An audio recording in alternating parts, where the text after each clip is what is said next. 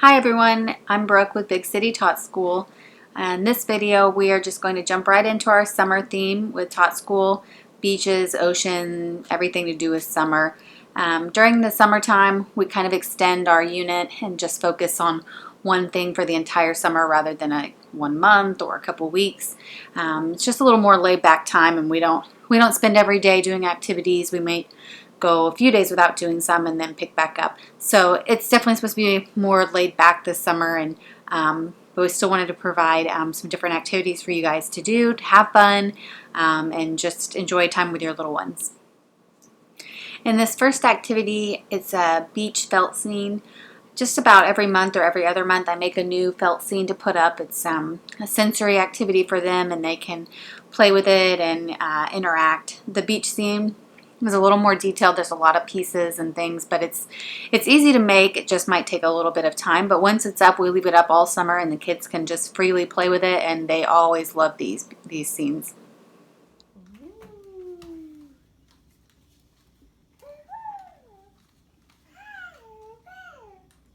What do you see, Finn?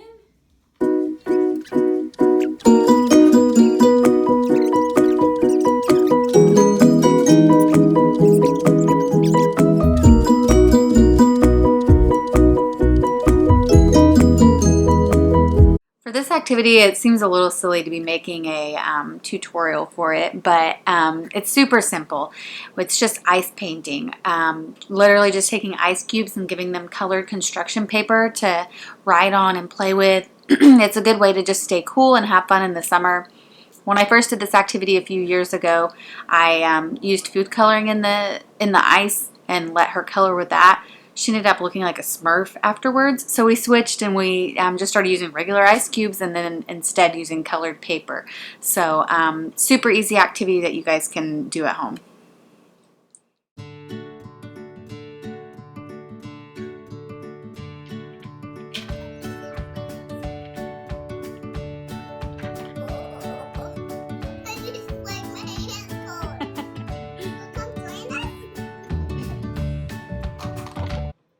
In this activity, we made some stained glass jellyfish.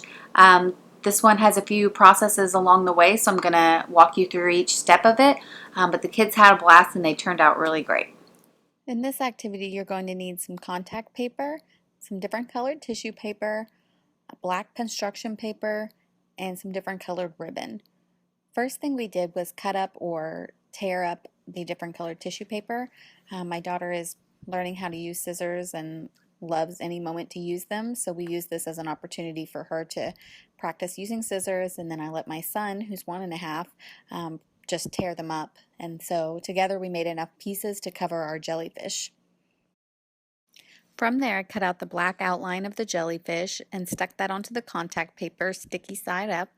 I went ahead and taped down the edges of the contact paper to the table so it wouldn't slip around. And then I just let both kids fill the inside of the jellyfish with the different colored tissue paper, encouraging both of them to fill the entire space. And once they had done that, then I overlaid another sheet of contact paper, sticky side down, over the top of it and then sealed the edges around. Once that was done, I cut out along the edges of the jellyfish and making sure I left enough room to keep the seal. And then the last step was to cut out strips of ribbon and tape it onto the back of the jellyfish.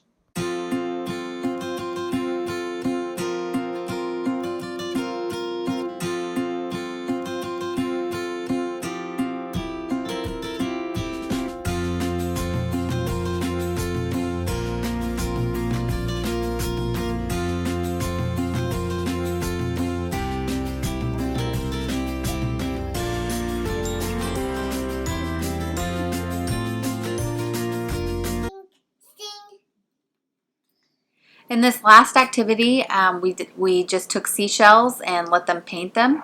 Again, a super simple activity. I bought these seashells at Michael's probably 3 years ago, and a bag of them have lasted us every summer since. We let the kids paint them, and it's a good sensory activity, especially for the younger ones as they're still getting used to different textures. And afterwards, in the coming weeks over the summer, we'll use these seashells again for some other sensory activities. Oh, there's some shells. There's some shells.